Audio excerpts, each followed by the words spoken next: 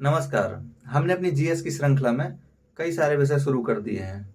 आज एक नया विषय शुरू करने जा रहे हैं जिसका नाम है इकोनॉमिक्स। देखिए, वैसे तो जीएस के हर विषय का अपना एक अलग महत्व है। एक तो किताबी महत्व है कि उसको पढ़ लिया, पेपर में छापा है। दूसरा महत्व है व्यवहारिक।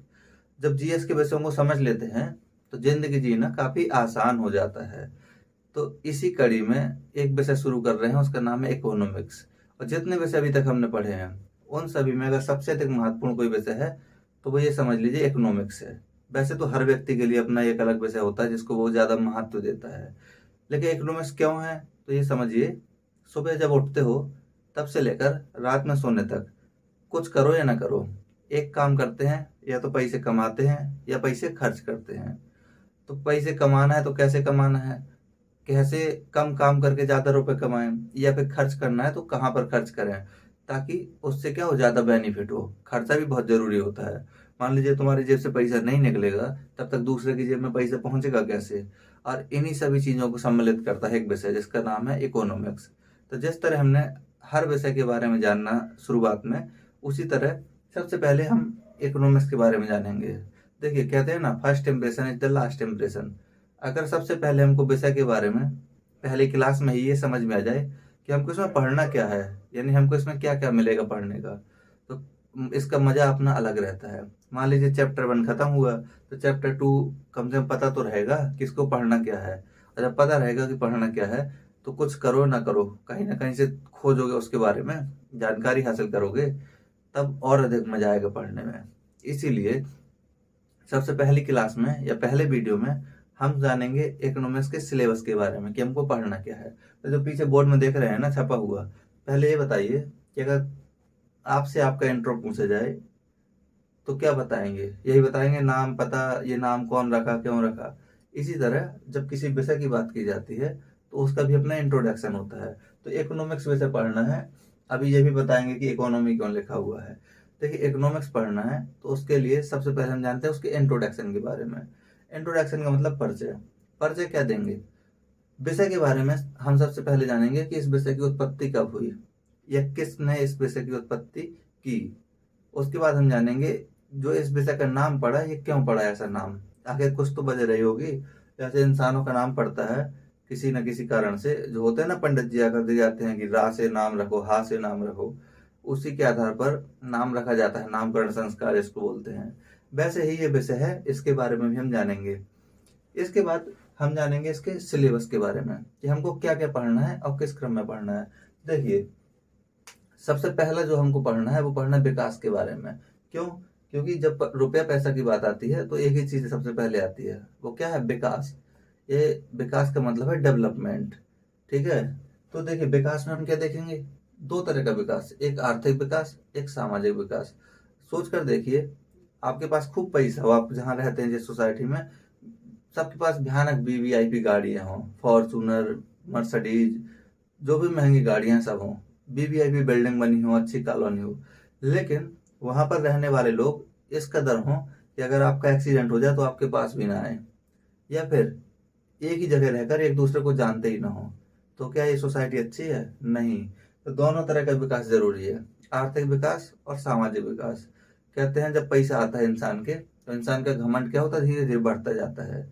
तो इकोनॉमिक्स में हमको जरूरी है सामाजिक विकास के बारे में भी जानना कि पैसा आए तो समाज में व्यवहार और कुशल होना चाहिए, ना कि और रूढ़िवादी होना चाहिए। ठीक है।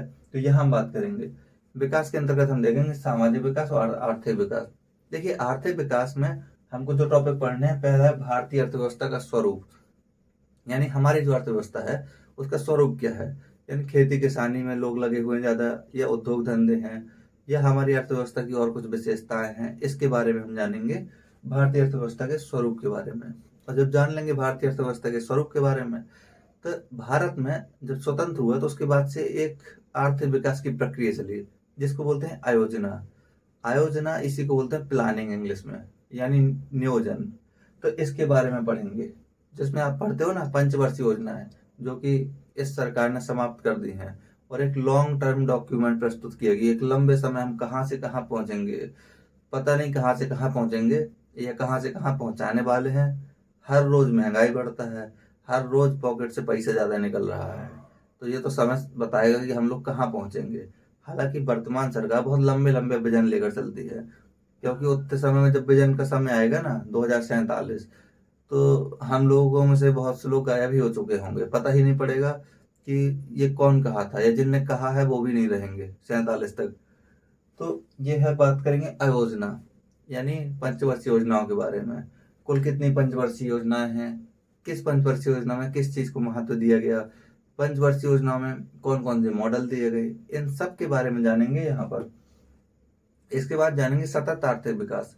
देखिए, आर्थिक विकास का मतलब है जो ऐसा विकास करना है जो सतत रूप से होता रहे। ऐसा नहीं है चोरी डकैती नहीं करनी है हमको कि एक दिन में रातों रात खूब पैसा आ गया, अगले दिन पता पड़ा नीलामी हो गया घर का, यानी जो हमारी खुद की पूंजी थी वो भी गायब हो गई। तो ऐसा नहीं, हमको बात करना है सतत आर्थिक विकास। यानी हम आर्थिक विकास तो करें, लेकिन ऐसा आर्थिक विकास करें कि जो लगातार क्या हो, एक के बाद एक स्टेप ऊपर जाए। ठीक है। इसके बाद बात करेंगे अर्थ की विशेषताएं।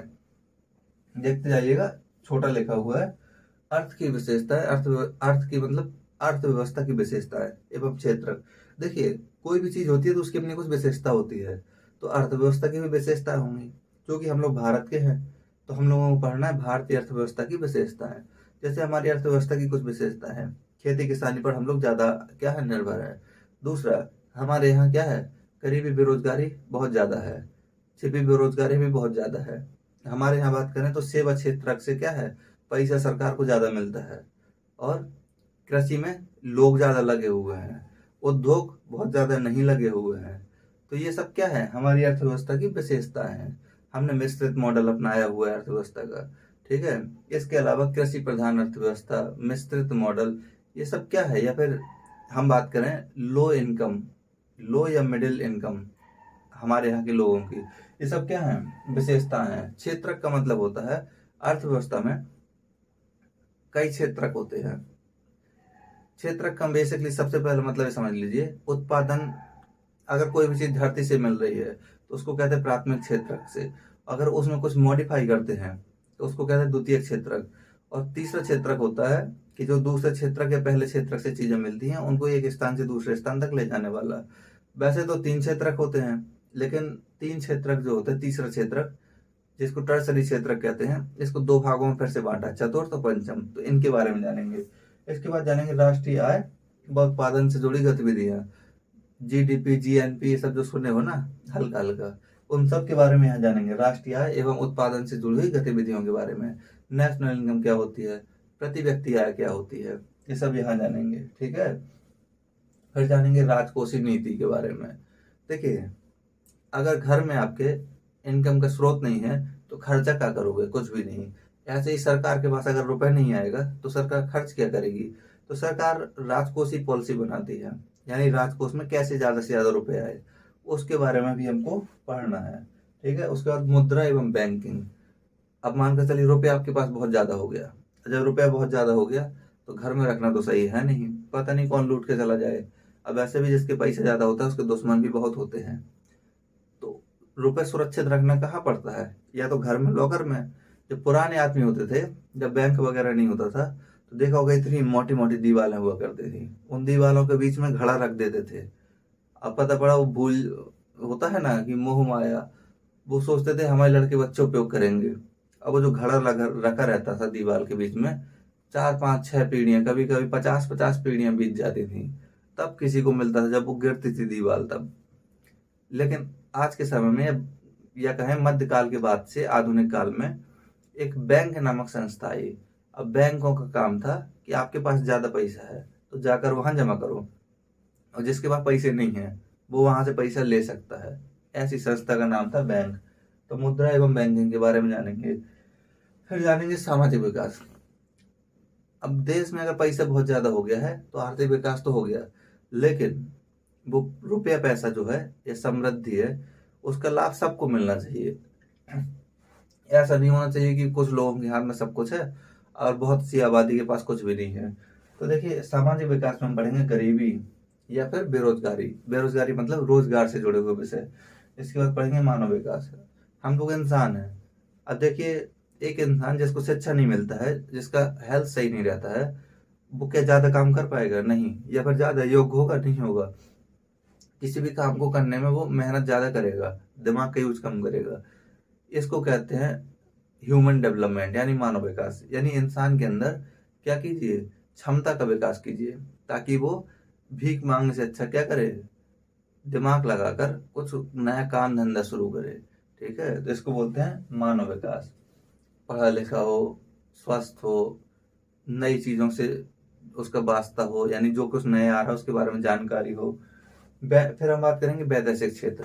देखिए, हमेशा से इंसान की एक प्रवृत्ति रही है कि चीजों का व्यापार करना शुरू कर दिया था उसने। अगर आप किसी एक छोटे से गांव में हैं तो देखा होगा गांव के बाहर लोग चीजें ले जाते हैं, या बाहर गांव के बाहर के लोग आकर गांव में चीजें बेचते हैं।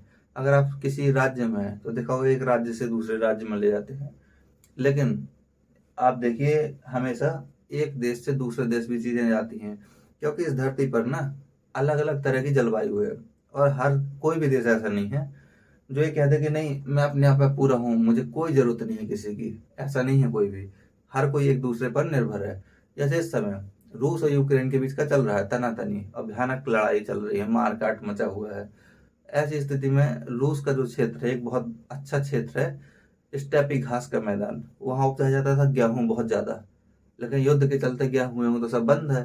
तब पूरी दुनिया में किल्लत हो गया किसका? गेहूं वगैरह का। तो आजकल सप्लाई का काम किसको मिला है? जिसके पास गेहूं ज्यादा है। अब भारत का सौभाग्य है कि भारत के पास गेहूं बहुत ज्यादा है।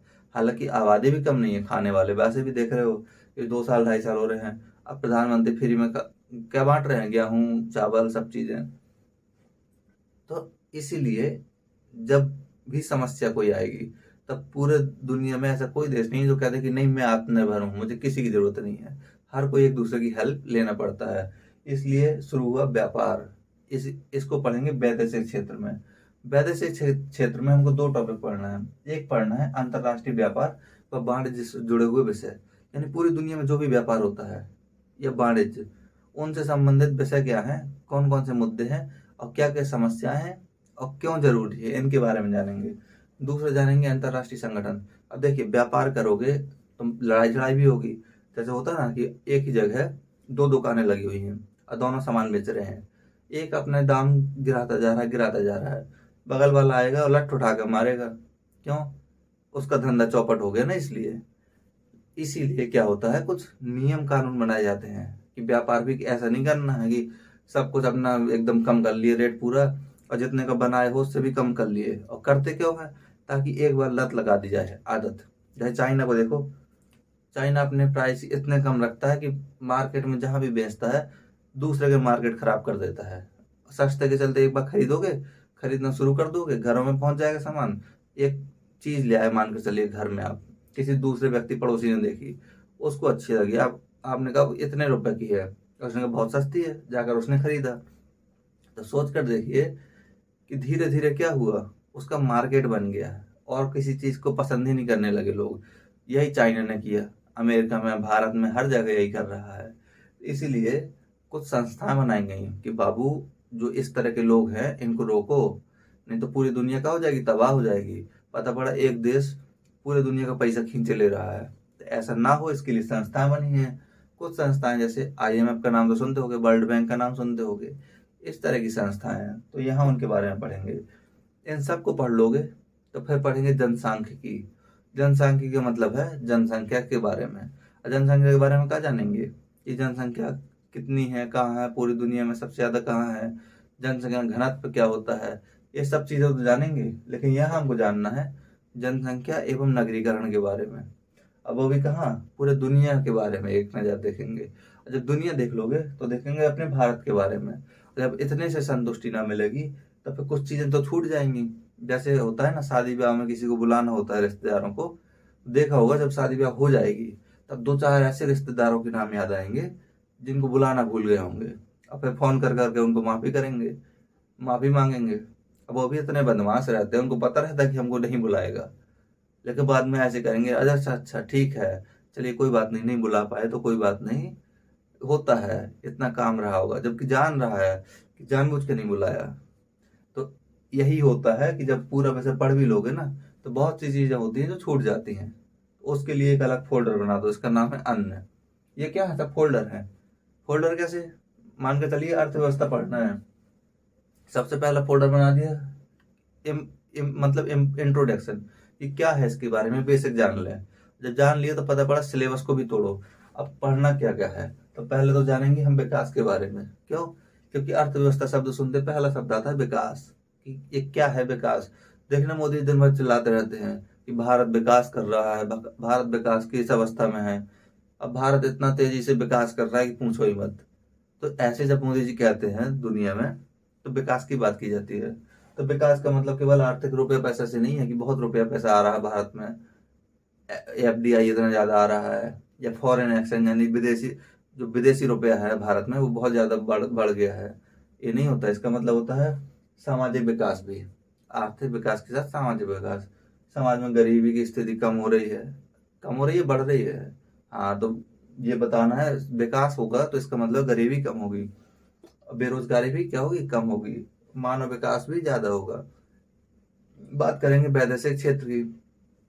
वैदेशिक क्षेत्र, अच्छा विदेश की बात आएगी अर्थव्यवस्था में तो क्या करोगे, या तो उनसे कुछ खरीदोगे या उनको बेचोगे, तो वही होता है व्यापार वाणिज्य। जब व्यापार वाणिज्य करोगे तो मार कुटाई ना हो, दो देशों के बीच लड़ाई झड़ाई ना हो। जैसे अमेरिका और चीन के बीच देखते हो ना, क्या चलता है, ट्रेड वॉर। रुपये पैसा को लेकर इतना भयानक टैरिफ लगाता है। चाइना कहता है हम 100 गुना ज्यादा टैरिफ लगा देंगे, अमेरिका कहता है हम 1000 गुना लगा देंगे। आओ बेचा, यानी 1 रुपए की अगर अमेरिका चीन की चीज है तो वो जाकर अमेरिका में बिकेगी 1000 रुपए की, रुपए क्या डॉलर की। तो वैसे ही ना कोई खरीदेगा। तो ये होता है ट्रेड वॉर, इसके बारे में पढ़ेंगे। फिर अब बचेगा जनसांख्यिकी, जनसंख्या के बारे में। क्योंकि ये सब जो करना है, आर्थिक विकास करना, सामाजिक विकास या रुपये पैसा, किसके लिए है, लोगों के लिए। तो यहाँ पढ़ेंगे उनके बारे में, पूरी दुनिया को देखकर अब है भारत में, और जो बचा तो अन्य। तो देखिए इस तरह से हम सिलेबस को तोड़ लेंगे, और हम इसी क्रम में रेगुलर क्लास करेंगे। हो सकता है वीडियो 2 दिन 3 दिन छोड़ कर आया करे, क्यों? क्योंकि विषयों की संख्या है काफी ज्यादा, और भी विषय को कंटिन्यू रखना होता है। ठीक है, धन्यवाद।